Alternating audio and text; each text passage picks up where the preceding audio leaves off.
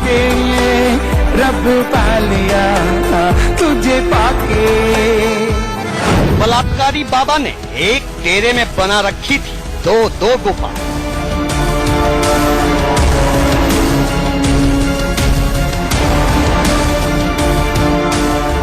वो दूसरी गुफा में भी खोजता रहता था शिकार।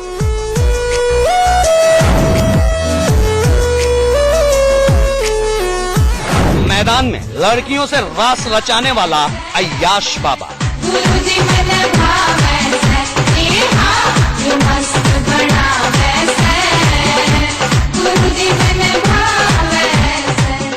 कोर्ट पर ही राम रहीम खेलता था गंदा खेल।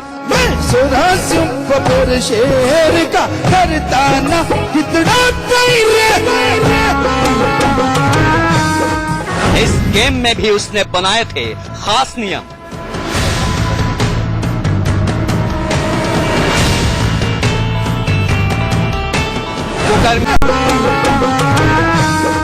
इस गेम में भी उसने बनाए थे खास नियम।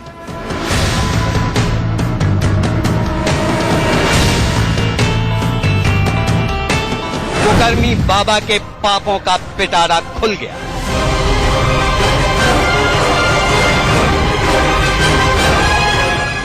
आज देखिए राम रहीम का बैडमिंटन का। जी हाँ, बेशर्मी बेहूदगी की तमाम इंतहा को पार कर दिया था इस बलात्कारी बाबा ने। नमस्कार, मैं हूं कविता सिंह, स्वागत है आपका हमारी इस खास पेशकश में। राम रहीम को लेकर एक और चौंकाने वाला खुलासा हुआ है। आज हम आपको बताएंगे किस तरीके से डेरा में रहने वाली हर लड़की को राम रहीम हवस की नजर से देखता था। गुफा के भीतर से लेकर गुफा के बाहर तक उसने अय्याशी के सारे रिकॉर्ड तोड़ दिए थे। राम रहीम खेल के अंदर भी खेल करता था। आज हम आपको स्पेशल रिपोर्ट में दिखाएंगे राम रहीम का पकड़म पकड़ाई खेल क्या था, जिससे उसका टारगेट होती थी सिर्फ और सिर्फ भोली भाली मासूम लड़कियां। अरे बॉलर चले और बॉल की और पूजा विजाजी का शानदार शॉट, लॉन्ग ऑन के ऊपर से शानदार गगन को भी छक्का।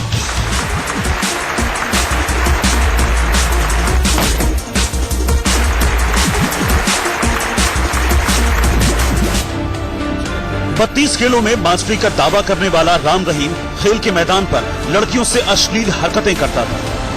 खेल के बहाने वो लड़कियों से गंदा खेल खेलता था। ये भी खुलासा हुआ है कि गुफा में ले जाने से पहले वो मैदान में लड़कियों का मन टटोलता था। और पूजा विजाजी का शानदार शॉट। राम रहीम ने डेरे के अंदर ही बैडमिंटन कोर्ट बनवा रखा था, जिसमें वो अक्सर बैडमिंटन खेला करता था। दावे के मुताबिक राम रहीम यहाँ पर खेलने आने वाली लड़कियों के साथ कोर्ट में ही बदतमीजी करना शुरू कर देता था। ये लड़कियां या तो डेरे के स्कूल में पढ़ने वाली होती थी या फिर हॉस्टल में रहने वाली, लिहाजा वो खुलकर विरोध नहीं कर पाती थी। राम रहीम के साथ कई सालों तक काम करने वाले और उसके सेवादार रह चुके गुरदास सिंह तूर का दावा है कि जो लड़कियां बैडमिंटन खेलने जाती उन्हें देखकर राम रहीम के अंदर अय्याशी का कीड़ा कुलबुलाने लगता और फिर वो लड़कियों के साथ जो करता वो उनका खून खौलाने वाला था। सुनिए बैडमिंटन कोर्ट पर राम रहीम की नीच हरकत के बारे में लड़कियों ने गुरदास सिंह तूर को क्या बताया। बैडमिंटन खेलते वक्त ये लड़कियों के साथ, साथियों के साथ, लड़कियों स्टूडेंट के साथ बैडमिंटन खेला करता और थोड़ी थोड़ी देर में बाद में बैठ जाता।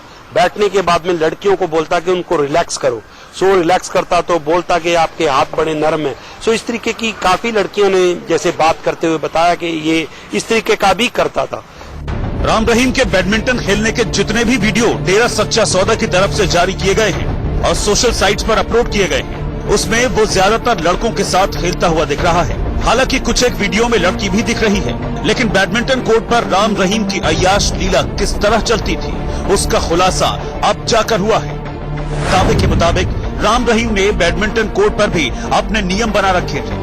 वो जब चाहता तब लड़कियों को खेलने के लिए कहता था और जब उसका मन करता तब वो उन्हें आराम करने को कहा करता था और इसी आराम के बहाने राम रहीम बेशर्मी की सारी सीमाएं लांघ जाता। ये जानकर आप चौंक जाएंगे कि राम रहीम जिन लड़कियों के साथ दरिंदगी करने की कोशिश करता था वो लड़कियां उसे पापा जी कोच कहकर बुलाती थी, लेकिन राम रहीम उनके साथ कोच की तरह नहीं दरिंदे की तरह व्यवहार करता था। कभी भी उनका हाथ पकड़कर अपने करीब घसीट लेता और जबरदस्ती करने की कोशिश करता। राम रहीम खुद दावा करता रहा है कि वो डेरा में पढ़ने वाले छात्र छात्राओं को कोचिंग देता रहा है। इसके अलावा कई और खिलाड़ियों को उसने कोचिंग दी है। उसकी कोचिंग में छात्र क्या सीखे होंगे, ये बात अब किसी से छिपी नहीं है। राम रहीम लड़कियों को सिखाने के बजाय उनका शोषण किया करता था और ये लड़कियां बदनामी के डर से चुप रहती थी। राम रहीम बैडमिंटन कोर्ट पर जब भी जाता था तो दावे के मुताबिक एक साथ ही कोच और खिलाड़ी की भूमिका निभाता था। सिर्फ इतना नहीं, बैडमिंटन कोर्ट के अलावा उसकी नजरें आसमान पर टिकी रहती और इसके पीछे होती थी एक गहरी चाल। खुलासा हुआ है कि राम रहीम बैडमिंटन कोर्ट पर हमेशा चौकस रहता था। आसमान में उसे अगर कुछ संदिग्ध लगे तो अलर्ट हो जाता था। ऐसा क्यों करता था राम रहीम, इसे गुरदास सिंह तूर के बयान से समझिए। बैडमिंटन खेल रहा था तो खेलते खेलते ऊपर से कैमरा आ गया, हवाई जहाज आ गया और ये भाग के एक शेड के नीचे चला गया। और जब पूछा गया कि क्यों, कहते उस हवाई जहाज के अंदर कैमरे भी लगे हो सकते हैं, सो इसलिए मैं भाग के चला गया। सो इस तरीके की करतूतें भी इसकी सामने आई थी। मतलब राम रहीम चाहता था कि बैडमिंटन कोर्ट पर उसकी हरकत कोई कैमरे में कैद न कर सके। ऐसा इसलिए कि उसे डर लगा रहता था कि कहीं लड़की के साथ जोर जबरदस्ती करते हुए उसकी तस्वीरें न उतार ली जाएं। ये शिकारी राम रहीम की वो शातिर चाल थी जिसके जरिए वो बैडमिंटन कोर्ट पर कई सालों तक अपना गंदा खेल खेलता रहा। कई लड़कियों ने बलात्कारी बाबा की इस करतूत की जानकारी डेरा में रहने वाले कई सेवादारों को दी, जो अब बाबा के जेल जाने के बाद ही सामने आई है। Bureau report, India news. Ram Rahim पाखंड का पुलिंदा भी साथ लेकर चला करता था। झूठ का साम्राज्य उसने खड़ा कर रखा था और यही झूठा आभा मंडल दिखाकर वो डेरा में आने वाली हर लड़की का शोषण किया करता था। बलात्कारी बाबा के पापों की लिस्ट बहुत लंबी है, सामने आते आते कई दिन गुजर जाएंगे। राम रहीम का एक ऐसा ही पाप आपके सामने रखने जा रहे हैं जो उसकी ओछी मानसिकता का सुराग आप तक पहुंचाएगा। देखिए रिपोर्ट। तूने तिरछी आंखों से देखा तो मेरा सिस्टम हिल गया, मेरा सिस्टम हिल गया। तूने तिरछी आंखों से देखा तो, तूने तिरछी आंखों से देखा तो मेरा सिस्टम हिल गया, मेरा सिस्टम हिल गया। लड़कियों को लेकर राम रहीम की सोच कितनी घटिया और वाहियात थी, अब आप खुद इसे राम रहीम के मुंह से सुनेंगे तो कहेंगे कि पता नहीं ये बलात्कारी बाबा डेरा संत की गद्दी पर कैसे काबिज हो गया था। इसे तो पहले ही जेल की सलाखों के पीछे होना चाहिए था। You love me, thank you for that, thank you for that, thank you for that, thank you for that। Ram Rahim दावा करता था कि लोगों का जीवन कैसे धन्य है, इसे वो सत्संग के जरिए समझाता था, लेकिन असल में वो क्या कहता था जरा सुनिए। नाच रे मन नाच, गुरु के आगे नाच। यहाँ गुरु जाके बैठ जाता है ना, चाहे वैश्या नाच रही हो, दरगाह में मंजूर हो जाता है। दरगाह में क्या समझते हो अपने आप को? वैश्या भी नाच रही हो, नंगी भी क्यों ना नाच रही हो, संत के सामने कोई नाच दे, ग्रंथ पढ़ के देख लो, दरगाह में मंजूर हो जाता है उसका मुजरा। देखते हैं हम। सुना आपने, इतनी गंदी थी राम रहीम की सोच, वो भी हजारों लोगों के सामने। कैसे संत का चोला पहनकर राम रहीम लड़कियों को बहकाया करता था, उन्हें भगवान से मिलाने और स्वर्ग प्राप्ति का लालच देकर बिना कपड़ों के नाचने को कह रहा था।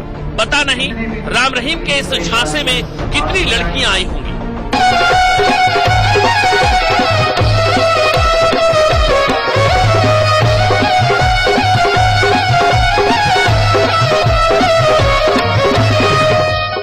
राम रहीम का ये वीडियो पुराना है, करीब 6 साल पुराना।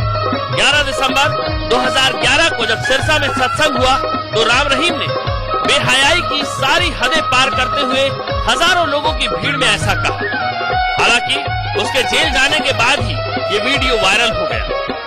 वीडियो सामने आते ही लोग कह रहे हैं कि राम रहीम के दिमाग में 24 घंटे अश्लील विचार आते रहते थे और ये उसी का जीता जागता सबूत है। गुरदास सिंह का कहना है कि राम रहीम ऐसा बोलकर उन लड़कियों को बगैर कपड़े के नाचने के लिए उकसा रहा है जो सत्संग में आती थी। एक सवाल किया था किसी ने, क्या संत के सामने नाचना, लड़कियां का नाचना ठीक है? तो इसने कहा था कि नाचने मन नाच गुर के आगे नाच। तो इस तरीके के दोहे पुकार कर उन लड़कियों को उकसा रहा है जो लड़कियां इसके सामने नाचने के लिए तैयार नहीं है। उनको यह कहा जा रहा है कि अगर आप नंगी भी नाचती हैं तो भी ये दरगाह में कबूल हो जाता है। ये एक सत्संग के अंदर बोलकर उन जो भोले भाले श्रद्धालुओं को उकसाया जा रहा है। वो उनमें से लड़कियां जो स्कूल में आती हैं, साध्वी बनने के लिए आती हैं, सेवादार के लिए आती हैं, उनको इस तरीके का बुलावा था गुरमीत राम रहीम का, उकसाना था कि संत के सामने अगर कोई नाच दे तो दरगाह में कबूल हो जाए। ये सवाल राम रहीम के सत्संग में किया गया था एक पर्ची के जरिए। सवाल पूछने वाले ने ना तो अपना नाम लिखा था और ना ही कोई पहचान बताई। हालांकि ढोंगी बाबा के पास जब ये पर्ची पहुंची तो देखिए कैसे उसका चेहरा तमतमा गया। सवाल है जी, गुरु जी आपके परिवार की जो सतब्रह्मचारी सेवा करते, क्या ये ठीक है? सतब्रह्मचारी भाई बहनें सेवा करते हैं, हमारा परिवार तो ये बैठा है सारा, हमें तो सतगुरु ने परिवार ते गया, हमें डर नहीं है, सवाल तो कुछ भी नहीं, जो मर्जी पूछिए, सतगुरु ने वचन किए हर सवाल का जवाब देंगे, ये तो कुछ भी नहीं। और भी मन में जो खोट है वो भी निकालो, हर सवाल का जवाब देने के लिए बिठाया सतगुरु ने। गुरदास सिंह तुर का कहना है कि राम रहीम सत्संग में आने वाले लोगों पर ऐसा जाल बिछाता कि वो अपनी लड़कियों को राम रहीम के संपर्क में डेरा में ही छोड़ देते, जिसके बाद बलात्कारी बाबा भगवान के नाम पर वहशीपन करता। गुरमीत राम रहीम जब भी ऐसे बुरे काम कोई भी करता है तो वो सभी के सभी गुरमीत राम रहीम उन परमात्मा का नाम लेके लोगों की श्रद्धा को जगाकर फिर ये काम करता है। तो श्रद्धा को जगाने के बाद उनकी जब असमत लूटी जाती है तब जाके उनको ये कहा जाता है कि इस तरीके का काम करने से आपको परमात्मा भी कबूल हो जाएगा। बलात्कार करते वक्त गुरमीत राम रहीम ये कहता है कि आपकी जो क्या नाम है, ये तो कृष्ण भी करते थे। राम रहीम ऐसा आडंबर खड़ा करता था जिससे सवाल उठने का कोई मौका ही न मिले। इंडिया न्यूज के एडिटर इन चीफ दीपक चौरसिया ने जब राम रहीम पर लगे आरोपों और उसकी सोच पर सवाल उठाए तो देखिए कैसे उसने भगवान की आड़ ली। भगवान कहलाए, राजा महाराजा थे श्री राम जी जैसे, तो लोगों ने तो उनको नहीं छोड़ा। सीता माता जो सबसे ज्यादा पवित्र कहलाती थी उनको नहीं छोड़ा। ये सिक्के के दो पहलू होते हैं, हर टाइम पाखंडी ढोंगी सब वो भी चलते हैं, लेकिन असली भी फकीर होते हैं। ये जनता की निगाह होती है कि ज्यादा गिनती जो लोगों की होती है, लोग दूसरे को भी उसी कैटेगरी में गिन लेते। अब तक आप समझ चुके होंगे कि राम रहीम किस तरह खिलौना खेल खेलता था। गुफा से लेकर बैडमिंटन कोर्ट और सत्संग भवन में भी उसकी अय्याश लीला चलती रही, जो एक साध्वी के चिट्ठी लिखने के 15 सालों बाद सामने आ सकी। Bureau report, India news. इस बलात्कारी बाबा को इसके कुकर्मों के लिए सजा का ऐलान करते वक्त, 20 साल की सजा का ऐलान करते वक्त यही तो कहा था ऑनरेबल जज जगदीप सिंह जी ने। उन्होंने कहा कि ये जंगली जानवर की तरह पेश आता था और सबूत इस रिपोर्ट के जरिए हमने आपके सामने रख दिया है। अब तक हमने आपको हवस के पुजारी की पकड़म पकड़ाई की कहानी बताई। राम रहीम ने साध्वियों के साथ जो कुछ भी किया उसे अब वो जेल के सलाखों के पीछे याद भी करता है और रोता भी बहुत है। लेकिन उसके पाप में जो भागीदार थी, यानी कि इशारा हमारा हनीप्रीत की ओर है, वो अब तक कहां है? वो तो एक रहस्य बन चुकी है। हालांकि हनीप्रीत को भगाने वाले कौन हो सकते हैं? इंडिया न्यूज के पास वो 4 नाम है जिन पर सबसे ज्यादा शक गहरा रहा है। देखिए रिपोर्ट।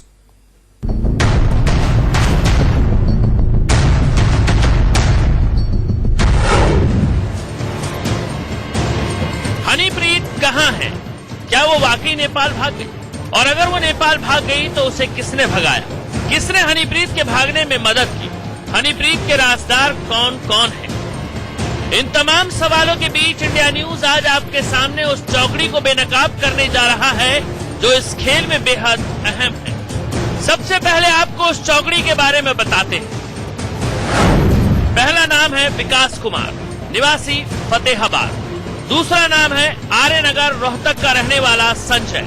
तीसरा नाम है हिसार का रहने वाला वेद प्रकाश और चौथा नाम है जितेंद्र कुमार का, जो झज्जर का रहने वाला है। आपने 4 नाम सुने, विकास, संजय, वेद प्रकाश और जितेंद्र। अब पुलिस के शक की सुई इन चारों के इर्द गिर्द घूम रही है। जब हनी हाथ आएगी तो फिर ये चौकड़ी भी हाथ आ जाएगी।